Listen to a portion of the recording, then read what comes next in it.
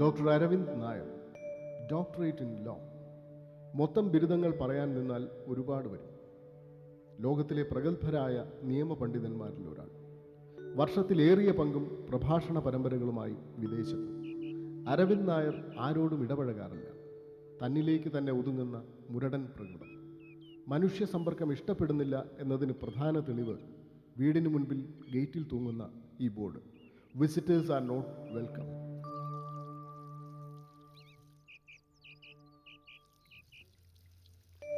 വീട്ടിലാകെ തുണയുള്ളത് നാണിയമ്മ. പണ്ട് അമ്മ ഗുരുവായൂർ തൊഴാൻ പോയപ്പോൾ ആരോരുമില്ലാത്ത ഒരു പെൺകുട്ടിയെ കണ്ട് അലിവ് തോന്നി കൂടെ കൂട്ടിയതാണ്. അമ്മ മരിച്ചപ്പോൾ അവർ ജോലിക്കാരി മാത്രമല്ലാതായി. സമ്പർക്ക ഫലം കൊണ്ടാവാം ഈ അമ്മയുടെ നാവിനും ഏറെക്കുറെ അരവിന്ദിന്റെ സ്വഭാവം തന്നെ.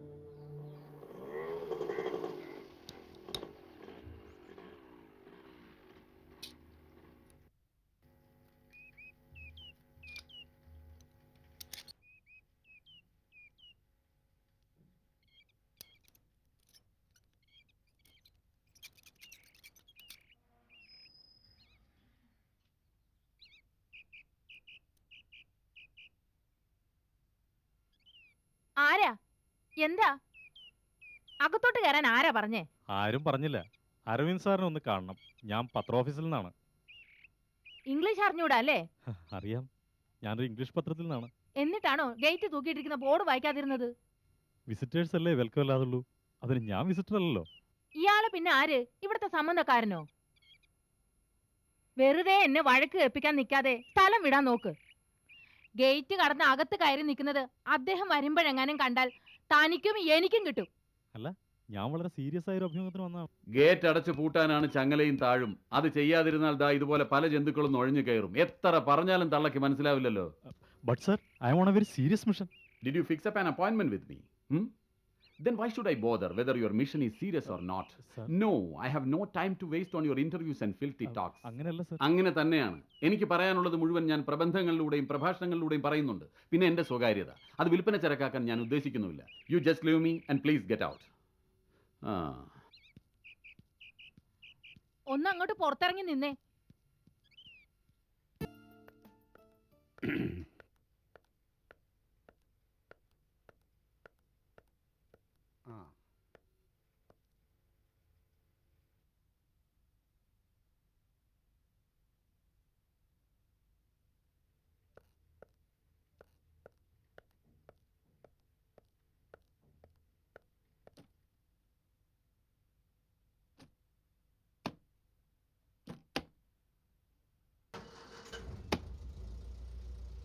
ബാലശങ്കർ നിറയെ കേസുകളുള്ള ഒരു അഡ്വക്കേറ്റ് ആയിരുന്നു.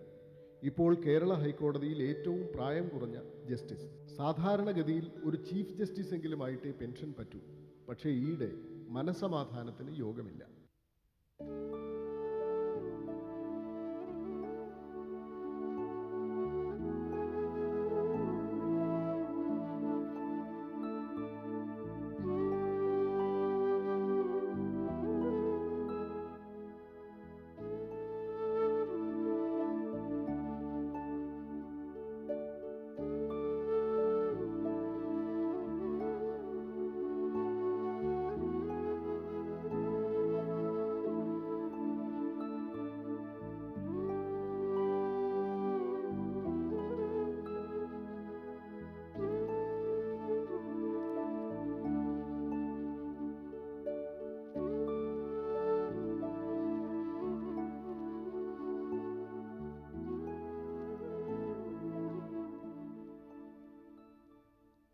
മനസ്സമാധാനക്കേട് തുടങ്ങിയത് എവിടെ നിന്ന് എന്ന് ആലോചിച്ച് തല പുകയേണ്ട.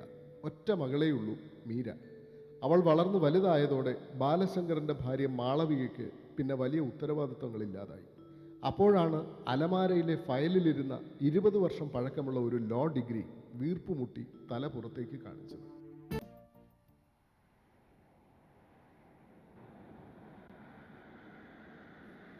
വീട്ടിൽ നിന്ന് ആരെങ്കിലും വന്ന് അന്വേഷിച്ചാൽ എന്ത് പറയണം? ആരും വരലുണ്ടാവില്ല. അച്ഛനും അമ്മയും തമ്മിൽ ഇങ്ങനെ വെറുതെ, നിനക്കറിയാലോ മോൾ എങ്ങോട്ടേന്നില്ലാതെ പോയിന്ന് പറഞ്ഞേക്ക്. എന്നോടെങ്കിലും നിനക്ക് നേര് പറഞ്ഞൂടെ? പറയണെങ്കി എനിക്ക് തന്നെ ഒരു നിശ്ചയം വേണ്ടേ? എവിടെ ചെന്ന് എത്തൂന്നോ എന്തായി കലാശിക്കുന്നോ ഒരു ഉറപ്പുമില്ലാത്തൊരു യാത്ര.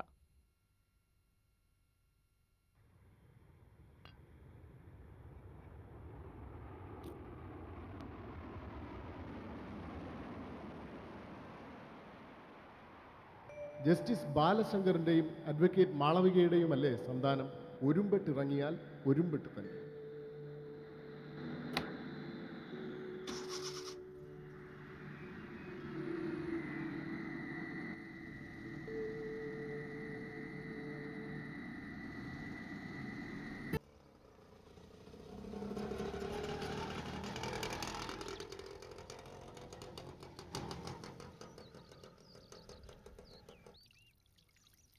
ഇവിടെ ആരും ഇല്ലേ? ഉം, ഈ ഗേറ്റ് ഒന്ന് തുറന്നേ, ഉം, എനിക്കൊന്ന് അകത്തേക്ക് കടക്കാനാ. ഉം, നല്ല കഥ. ഇവിടേക്കേ ആരും വരുന്നത് ഇവിടെ ഉള്ളവർക്ക് ഇഷ്ടമല്ല. ഇവിടെ ഉള്ളവരുടെ ഇഷ്ടത്തിനല്ല, എന്റെ ഇഷ്ടത്തിനാ ഞാൻ വരണേ. എന്റെ ആവശ്യം. ഓരോ ആവശ്യം പറഞ്ഞ് എഴുന്നള്ളൂ ഓരോരുത്തരും, ചീത്ത കേൾക്കാൻ മറ്റുള്ളവരും.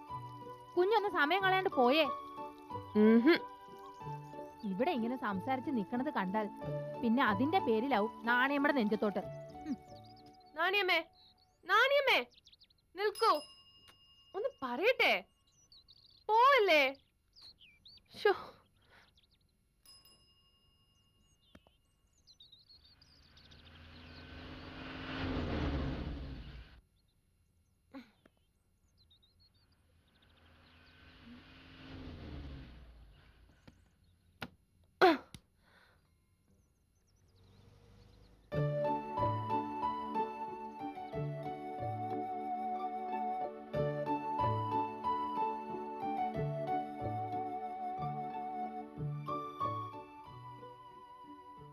ഹലോ. എന്റെ ഗുരുവായൂരപ്പ, ഗേറ്റ് ചാടി അകത്തും കടന്നു. ഇവളാരാ മോള്?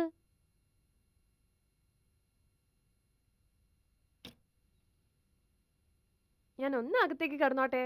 ഭേഷായി, ഗേറ്റ് ചാടി കടന്നു. ഇനി അകത്തും കൂടി കയറ്റി ഇരുത്തിയാലേ എന്റെ കാര്യം കേമായി. ഒന്ന് കടന്നു പോവെണ്ണേ.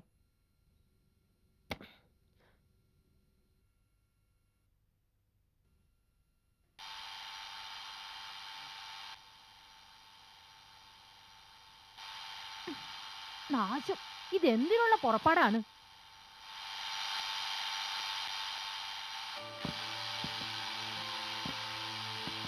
എന്താ അവിടെ? എന്താ? ഏതോ ഒരു പെൺകുട്ടി കാണുന്നു പറയുന്നു. ആരാ അവള്? അയ്യോ, അങ്കിൾ ഇറങ്ങി വന്നോ? സോറി, ഈ കോളിംഗ് ബെല്ലിന്റെ സൗണ്ട് വല്ലാതെ ഡിസ്റ്റർബൻസ് ആയി കാണും ഇല്ലേ? ഈ നാണിയമ്മയോട് ഞാൻ ആവത് പറഞ്ഞതാ, മര്യാദയ്ക്ക് വാതിൽ തുറന്നു തന്നിരുന്നെങ്കിൽ ഇത് വല്ലതും എനിക്ക് ചെയ്യേണ്ടി വരുമായിരുന്നോ? മതി, അധികം സ്മാർട്ട് ആവണ്ട. What brings you here? അത് പിന്നെ അതെനിക്ക് സാവകാശം സമയമെടുത്ത് പറയേണ്ട വിഷയമാണ്. അങ്കിളിനോട് ഞാൻ I bloody don't have much time to waste for you. എന്നെ ബുദ്ധിമുട്ടിക്കാതെ പ്ലീസ് തിരിച്ചു പോകൂ. ഞാൻ വന്നത് എൻ്റെ ഒരു വലിയ പ്രശ്നത്തിന് പരിഹാരം കാണാൻ ഒരു സഹായം തേടിയാണ്. അത് കിട്ടാതെ എനിക്ക് പോവാൻ പറ്റില്ല. ഞാൻ പോകില്ല. നീ ആരാണ്? Tell me, and what exactly you want from me? 2 ചോദ്യത്തിനും കൂടി ഒറ്റയടിക്ക് ഉത്തരം പറയാൻ പറ്റില്ല. ഞാൻ വന്ന കാര്യം അത് നേരത്തെ പറഞ്ഞുല്ലോ. സാവകാശം സമയമെടുത്ത് പറയേണ്ടതാണ്. പിന്നെ ഞാൻ ആരാണെന്ന് അത് പറയാം. ഞാൻ മീര ശങ്കർ.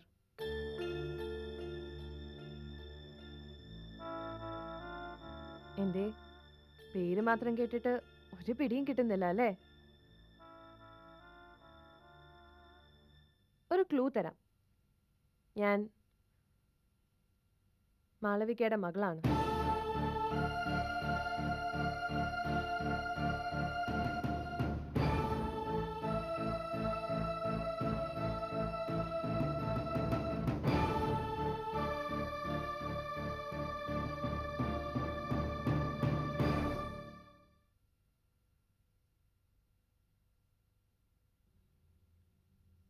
ഞാൻ ആരാണെന്ന് മനസ്സിലായ സ്ഥിതിക്ക് ഇനി ഇവിടുത്തെ ഗസ്റ്റ് റൂം ഒന്ന് കാണിച്ചു തരുമോ? പകല് മുഴുവൻ യാത്ര ചെയ്തതാ. ഒന്ന് കുളിക്കണം, ഫ്രഷ് ആവണം. പിന്നെ അങ്കിൾ ഈ ഷോക്കിൽ നിന്നൊന്ന് ഫ്രീ ആകാൻ കുറച്ച് സമയം വേണമല്ലോ. എന്തായാലും ഞാനിന്ന് പോകുന്നില്ല.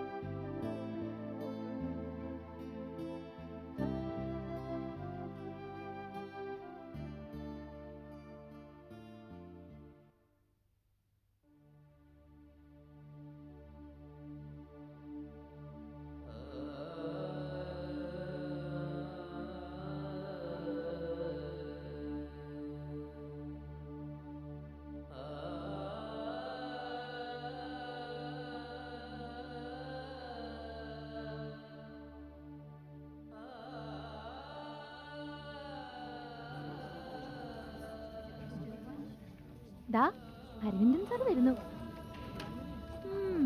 ഇവിടെ ഒരാൾക്ക് അരവിന്ദൻ സാർ വരുന്നെന്ന് കേട്ടപ്പോൾ കണ്ണിൽ പൂത്തിരി കത്തുന്നു.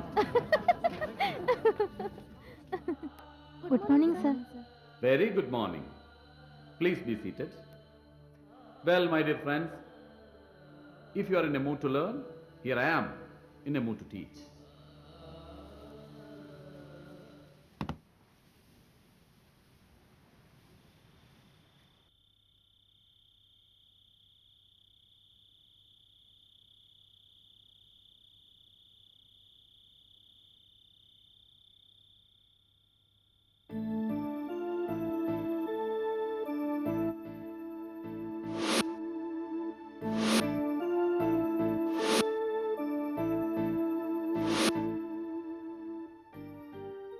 ആ കുട്ടിക്കൊരു മുറി. കൊടുത്തില്ലേ? ഉവ്, കുളിക്കുന്നു. ആ, ഭക്ഷണം. എനിക്കുള്ളത് ഇങ്ങോട്ട് എടുത്താൽ മതി. ആ കുട്ടിക്ക് താഴെ കൊടുക്കൂ. അല്ല, മാളവികയുടെ മകൾ ഇപ്പൊ ഇങ്ങനൊരു വരവ്. അറിയില്ല. ഏതായാലും നാളെ മതി സംസാരമൊക്കെ.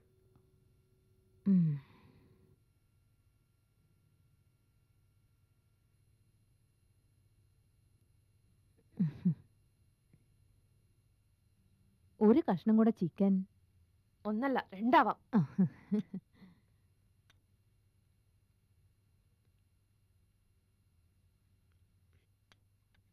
വായിലെ നാക്കത്ര ശരിയല്ലെങ്കിലും നാണിയമ്മയുടെ കൈപ്പുണ്യ അപാരം. വെറുതെ അല്ല അങ്കിള് പിടിച്ച് നിർത്തിയിരിക്കുന്നേ. ഓ, അരവിന്ദൻ കുഞ്ഞിന്റെ ഭക്ഷണം കഴിക്കലൊക്കെ ഒരു വകയാ. കഴിച്ചാ കഴിച്ചു, ബാക്കി വരണത് കഴിക്കലാ എന്റെ പണി. വെച്ചുണ്ടാക്കിയത് കളയാൻ പറ്റുമോ? മാളവികയുടെ അതേ കണ്ണ്, മുടി പക്ഷേ അമ്മയുടെ അത്രയും പോരാ. നിറം ഒപ്പത്തിനൊപ്പം നിൽക്കും. എന്റെ അമ്മയെ അറിയോ? രജിസ്റ്റർ നടത്തി അമ്മയും കൂട്ടി നേരെ ഇങ്ങോട്ടാണ് അരവിന്ദൻ കുഞ്ഞ് വന്നത്. അമ്മയുടെ സ്ഥാനത്ത് വിളക്ക് കാട്ടി സ്വീകരിച്ചത് ഞാനാ. എന്തൊരു ഐശ്വര്യായിരുന്നു, എന്തൊരു സ്നേഹമായിരുന്നു.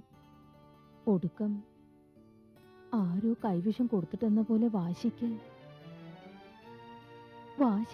ഉപേക്ഷിച്ചിട്ട് ഇറങ്ങുമ്പോൾ അരുതെന്ന് കെഞ്ചി പറഞ്ഞതാ ഞാൻ. വേണ്ട, മെലോ ഡ്രാമ തൽക്കാലം വേണ്ട. ചിക്കൻ കറിയുടെ രുചിയോടെ നഷ്ടപ്പെടുന്നേ.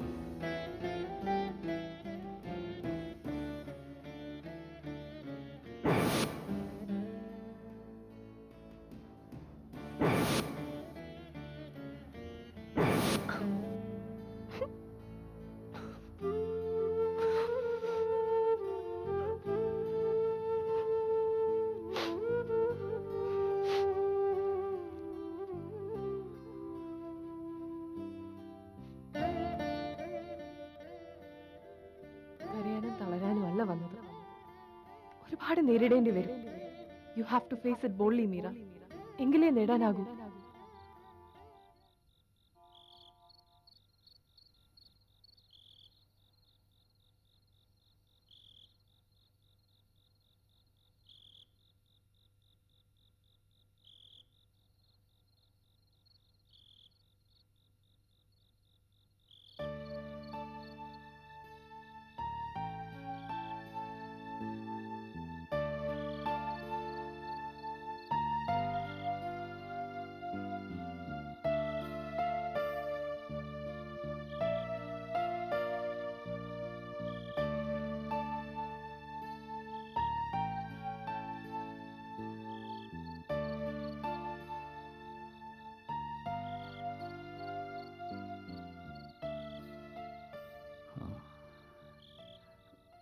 മീര,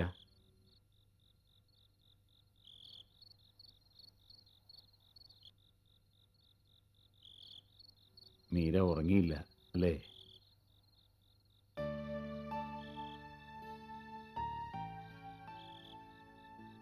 ഒരിക്കൽ പോലും കണ്ടിട്ടില്ലാത്ത എന്നെ തേടി, അതും ഇങ്ങനെ അൺഎക്സ്പെക്റ്റഡ് ആയിട്ട് കടന്നു വരാൻ, ടെൽ മീ, എന്താ മീരയുടെ പ്രശ്നം? ആരും ഒന്നും തുറന്നു പറഞ്ഞിട്ടില്ല. പക്ഷെ എനിക്കറിയാമല്ല. എൻ്റെ അമ്മ ഈ വീട്ടിൽ അങ്ങയുടെ ഭാര്യയായി 3 വർഷം ജീവിച്ചിട്ടുണ്ട്.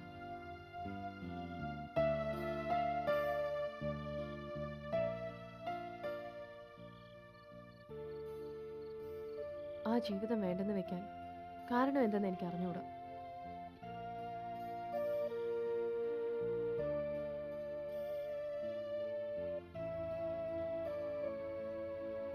പക്ഷേ അമ്മ ഇന്ന് വീണ്ടും അതുപോലെ സാഹസത്തിന്റെ വക്കിലെത്തി നിൽക്കാണ്.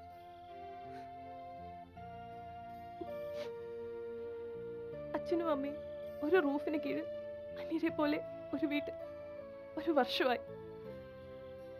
അവരൊരുമിച്ചാലേ വീട്ടിലേക്ക് വരുമെന്ന് പറഞ്ഞ് ഹോസ്റ്റലിലേക്ക് മാറിയിട്ട് 1 മാസത്തിലേറെയായി. അകൽച്ച വർദ്ധിച്ചതല്ലാതെ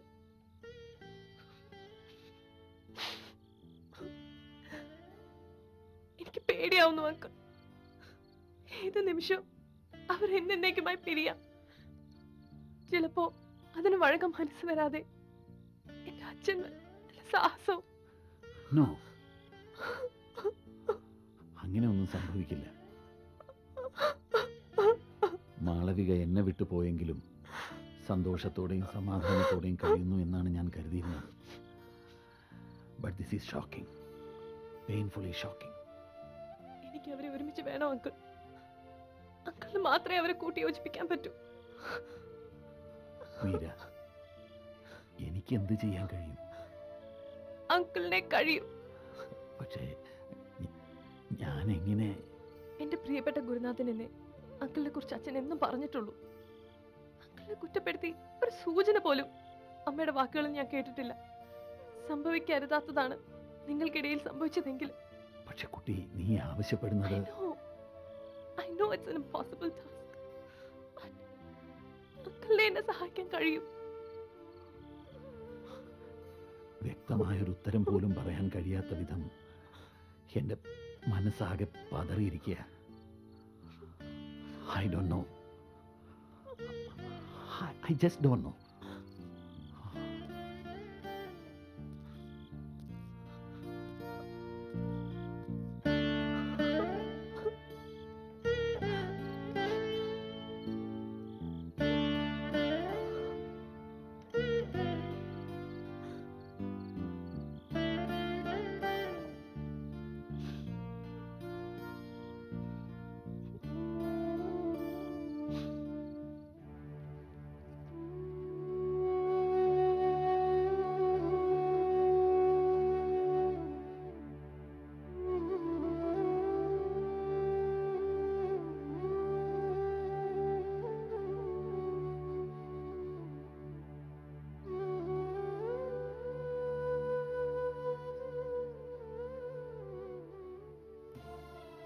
ഞാൻ സ്നേഹിച്ചതും ആരാധിച്ചതും അച്ഛൻ, ബന്ധുക്കൾ, സ്വത്ത് എല്ലാം ഉപേക്ഷിച്ച് സ്വന്തമാക്കാൻ കൂടെ ഇറങ്ങി പോകുന്നതും ഒരിക്കലും നിങ്ങളായിരുന്നില്ല.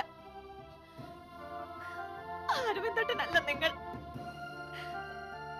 വിവാഹപ്പിറ്റെന്ന് ഉണർന്ന് ഞാൻ എണീക്കുമ്പോ ഒരു ഞെടുക്കത്തോടെ നിങ്ങളുടെ മുഖത്ത് ഞാൻ കണ്ടത് ഒരപരിചിതന്റെ മുഖം.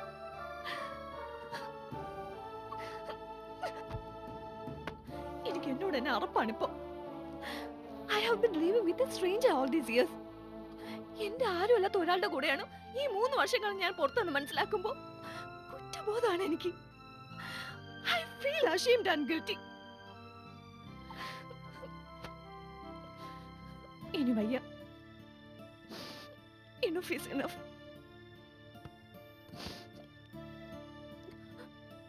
നിങ്ങളെ വെറുക്കാനും ശപിക്കാനും തുടങ്ങും മുമ്പേ നമുക്ക് പിരിയാം.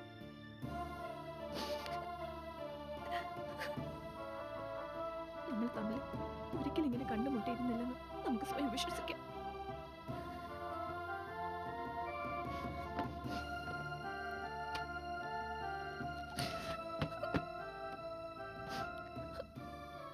ഇനി ഒരിക്കലും കണ്ടുമുട്ടരുതെന്ന് നമുക്ക് പ്രാർത്ഥിക്കാം.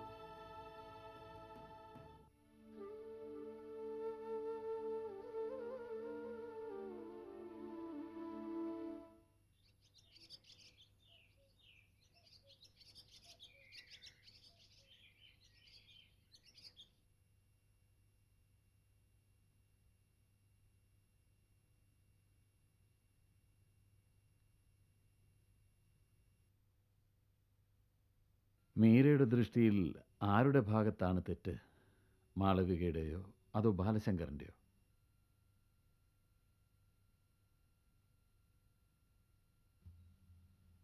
അന്ന് അങ്കിളുടെ ദൃഷ്ടിയിൽ ആരുടെ ഭാഗത്തായിരുന്നു തെറ്റ്?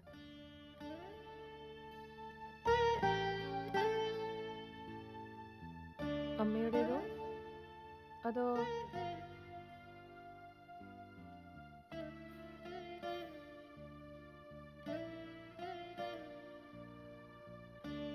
ചില ചോദ്യങ്ങൾക്ക് ഉത്തരമുണ്ടാവില്ല കുട്ടി. എൻ്റേതെന്ന് മാളവികയും അവരുടേതെന്ന് ഞാനും കരുതിയിരുന്ന തെറ്റ് സത്യത്തിൽ ആരുടേതായിരുന്നു? വേണമെങ്കിൽ പറയാം വിധിയുടേതെന്ന്. പക്ഷെ അതല്ല സത്യം. തെറ്റ് ഞങ്ങളുടെ രണ്ടുപേരുടേതുമായിരുന്നില്ല.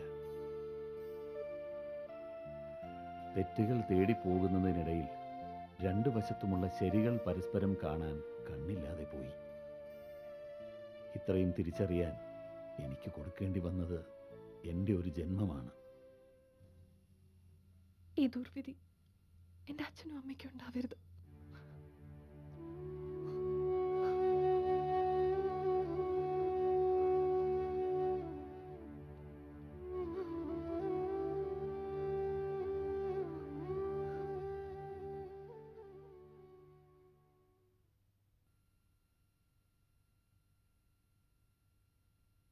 കുഞ്ഞെ, ചായ. മാളവികയെ അരവിന്ദൻ കുഞ്ഞിന്റെ ഭാര്യയായിട്ടേ ഞാൻ അറിയൂ. മാളവികയുടെ മകളെ എനിക്ക് ഇവിടുത്തെ കുട്ടിയായിട്ടേ കാണാൻ കഴിയൂ. അവളുടെ കണ്ണീര് തള്ളിക്കളയരുത്.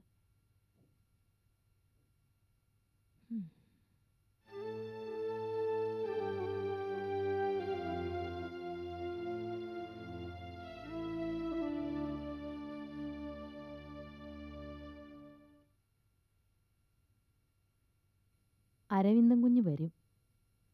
മനം നൊന്ത് നാണിയമ്മ പറഞ്ഞിട്ടുള്ളതൊന്നും ഇന്നേ വരെ നിരസിച്ചിട്ടില്ല, തള്ളിക്കളഞ്ഞിട്ടില്ല. മോൾ യാത്രയ്ക്കൊരുങ്ങിക്കോ.